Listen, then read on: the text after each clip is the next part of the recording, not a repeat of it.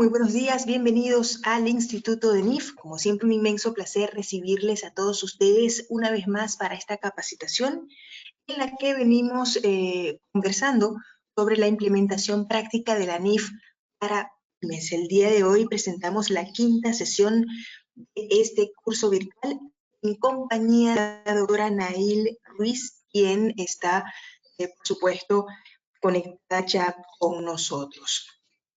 Doctora Nail, muy buenos días, bienvenida, muchísimas gracias a usted por estar con nosotros. Sin más preámbulos, le dejo los micrófonos para que pueda iniciar. Muy buenos días. Como hemos visto en las sesiones anteriores, hemos analizado el impacto de activo y pasivo frente a la elaboración del estado de situación financiera de apertura. Si nosotros analizamos la sección 35, nos indica que no solamente vamos a elaborar el estado de situación financiera de apertura, sino que adicional tenemos que hacer la conciliación patrimonial.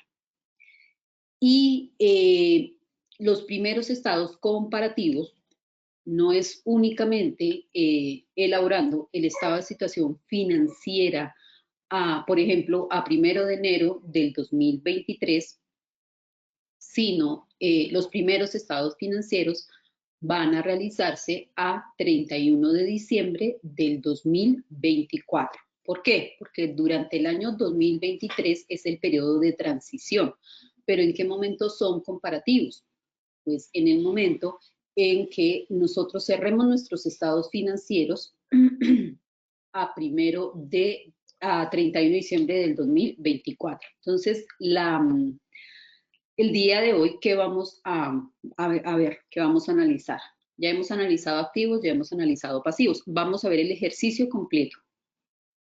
Vamos a ver cuál es ese paso a paso que debemos hacer para la perfecta elaboración, preparación del estado de situación financiera de apertura. Entonces vamos a realizar dos ejercicios, los cuales ustedes van a acceder una vez se termine esta capacitación, para que analicen más que la formulación, más que el cuadro. Lo importante es cómo ustedes deben documentar, cómo deben analizar, a qué sección de la NIF para pymes ustedes deben aplicar y qué exenciones realmente pueden o no pueden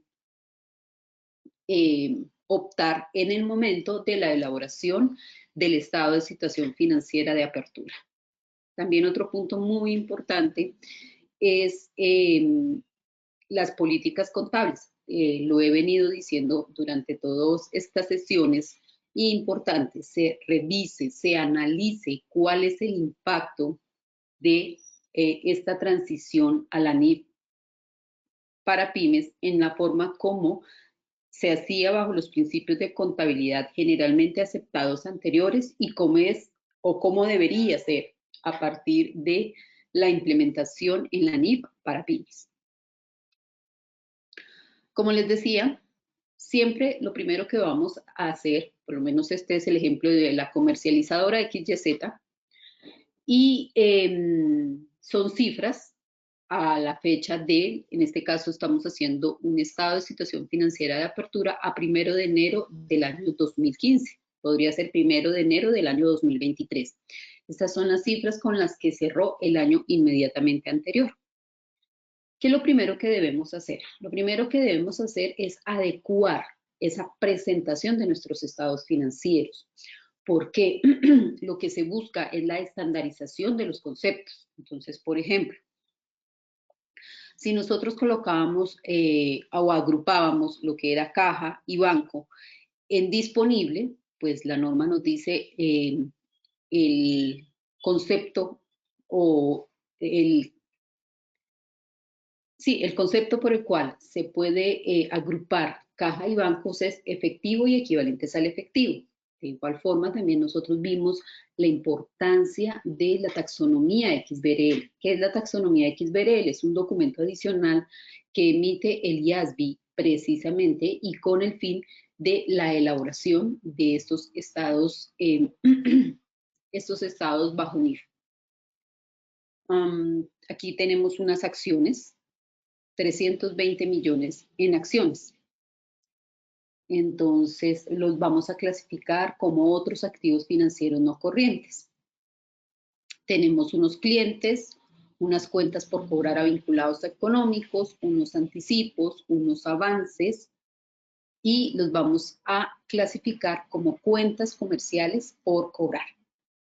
Tenemos un anticipo de impuestos. Si es impuesto de renta o es un saldo a favor de renta, pues los vamos a presentar como un activo por impuesto corriente. Ya la parte corriente y no corriente, pues tenemos que ver de qué compone esa cuenta, qué es lo que la empresa está reconociendo, está contabilizando ahí. Tenemos unas reclamaciones, una cuenta por cobrar por reclamaciones, entonces las clasificamos como cuentas por cobrar.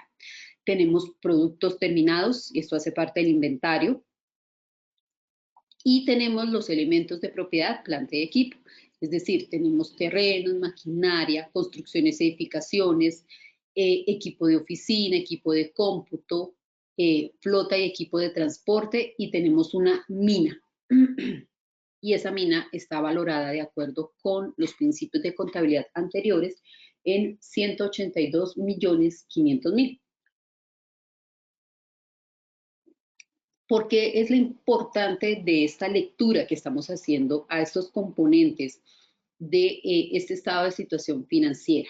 Porque primero estamos haciendo la clasificación de acuerdo a la taxonomía XBRL.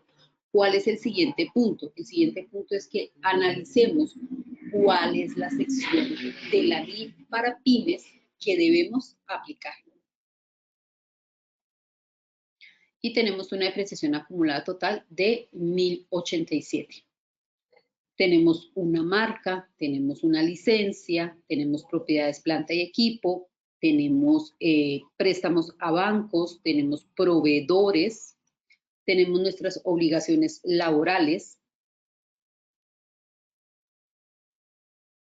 y tenemos obligaciones fiscales. Tenemos una provisión por obligaciones fiscales, tenemos unos anticipos recibidos y la partida patrimonial. Entonces vamos a analizar partida por partida para saber qué sección de la NIF para pymes debemos aplicar.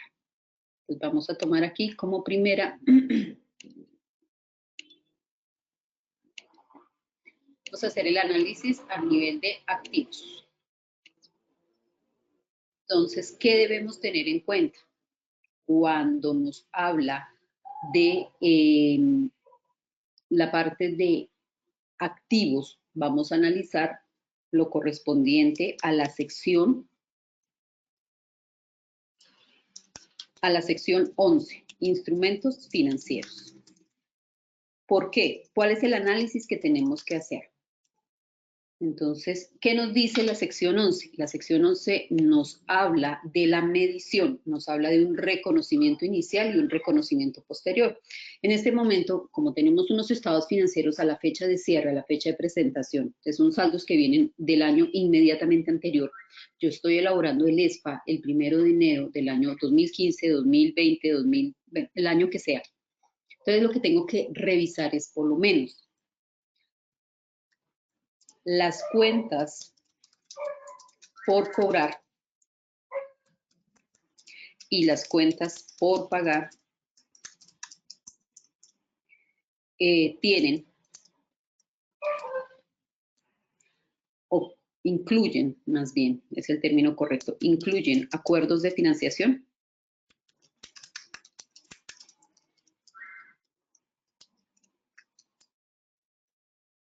¿Por qué? ¿Qué nos dice la norma? Que cuando hay acuerdos de financiación, pues lo primero que tenemos que hacer es la medición a ese costo amortizado, a ese valor presente. ¿Qué más tenemos que tener en cuenta? Tenemos que tener en cuenta la política de deterioro por incobrabilidad. Tenemos que revisarla, entrar, revisar cuál es esa política y si está de acuerdo con la sección 11. ¿Qué más tenemos que tener en cuenta en esta parte de activos? Tenemos unos instrumentos financieros, Estamos analizando la medición de esas cuentas por cobrar, de esas cuentas por pagar. Tenemos que analizar la política de deterioro por incobrabilidad. Tenemos que analizar si cumplen esos instrumentos financieros con los criterios de activo financiero. O sea, si cumple con todos esos criterios que hemos analizado en la sección 11 o si definitivamente tenemos que aplicar lo que nos dice la sección 35. ¿Qué nos dice la sección 35? La sección 35 nos dice debemos desreconocer aquellos elementos activos que no cumplan con esos criterios de reconocimiento. Entonces, aquí, ¿qué es lo primero que estamos haciendo? Recordemos lo que nos dice sección 35. Reconocer, desreconocer, reclasificar y remediar. Entonces, analizando qué secciones son aplicables, también a la par tenemos que ir analizando lo que nos pide, lo que nos requiere la sección 35. ¿Qué otro tipo de activo estamos viendo? Entonces vemos que hay instrumentos financieros que serían las cuentas por cobrar. Tendríamos que analizar esta parte a la luz de la sección 11. La parte de las acciones. Entonces, cuando tenemos unas acciones, ¿qué es lo primero que tenemos que revisar? Entonces, vamos a revisar si hay control en otra compañía. Coloquémosle aquí, inversión en acciones. Entonces, cuando tenemos una inversión en acciones, ¿qué es lo primero que tenemos que analizar?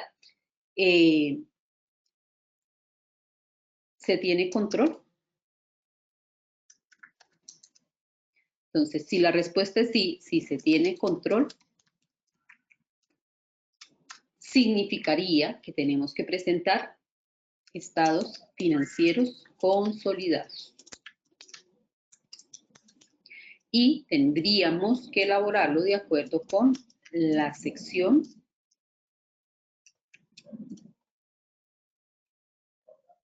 9. Entonces, aquí muy juiciosos.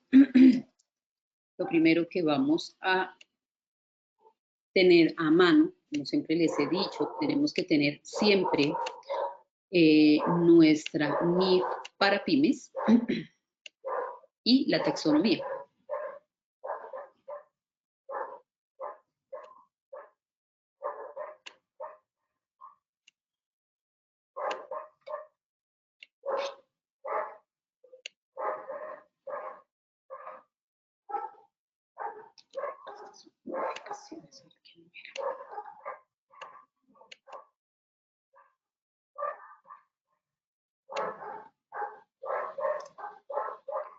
Entonces vamos, analizamos.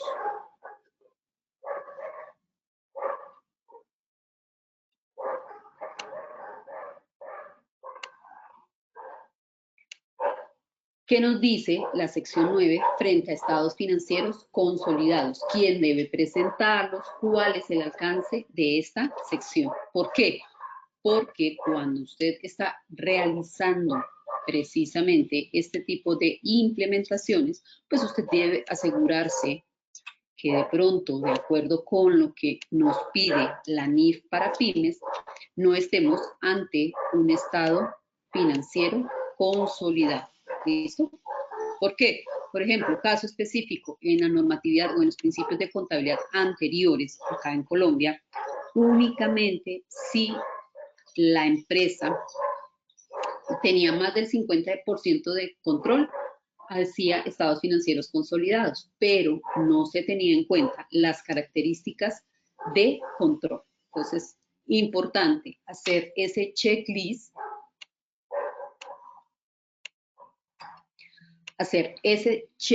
de si cumple o no cumple, es decir, si tiene control de acuerdo con lo requerido en la sección 9, porque eso nos llevaría a que tendríamos que hacer estados financieros consolidados.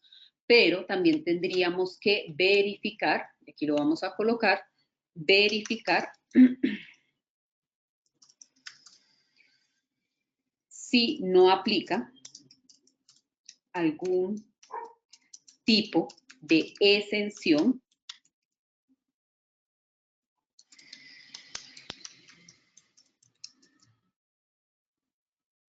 de la sección 35.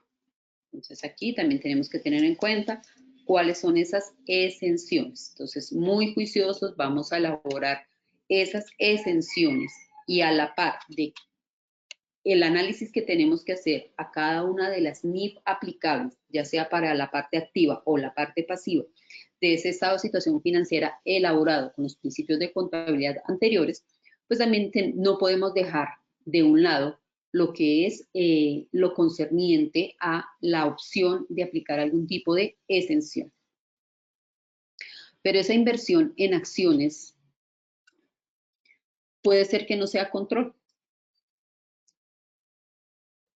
Puede ser que esa inversión en acciones esté hablando de una inversión en asociada, es decir, que haya influencia significativa.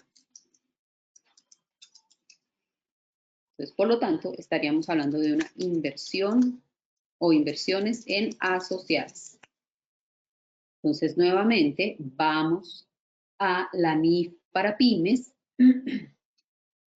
Miramos cuál es esa sección que nos habla de inversiones en asociadas. En este caso específico es la sección 14. Vamos, revisamos cuál es la definición de influencia significativa. Y si es así, tendríamos que, ¿qué? Tendríamos que, primero, elaborar nuestra política de acuerdo con esa inversión en asociada y hacer la medición de acuerdo con lo que nos indica la sección 14. Entonces vamos a la sección 14, verificamos si cumple esos criterios para clasificarla como inversión en asociadas. De igual forma, también tenemos que verificar la parte de las exenciones de la sección 35. Realmente este ejercicio hay que hacerlo siempre para cada ítem de los estados financieros que se estén analizando. O puede ser que esa inversión en acciones nos hable de un acuerdo contractual, es decir, un negocio conjunto. Entonces aquí, si hay control conjunto, entonces podríamos decir que es una inversión en negocio conjunto.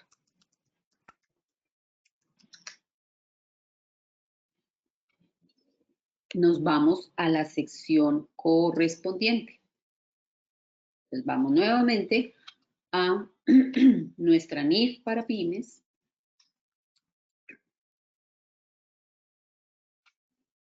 Y vamos a la sección 15. La sección 15 es la que nos define qué es control conjunto.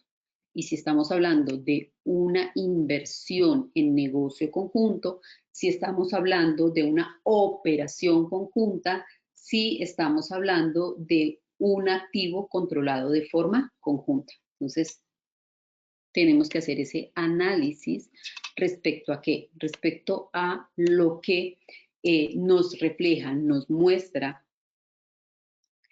esta inversión. Entonces, este ejercicio siempre lo tenemos que hacer.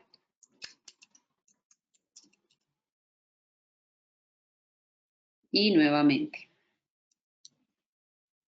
la sección 35. Siempre tenemos que entrar a revisar si hay algún tipo de exenciones. Entonces, una vez hayamos establecido esa cuenta que tenemos aquí de acciones 320, que incluso es una partida pues, material para estos estados financieros, ¿a qué se refiere la contabilidad en esa cuenta? ¿Qué es lo que refleja? ¿Qué es la esencia económica de esos 320 millones? Entonces tenemos que hacer ese desglose. Luego, ¿qué tenemos? Inventarios. Entonces, en inventarios, ¿qué vamos a analizar? Vamos a analizar es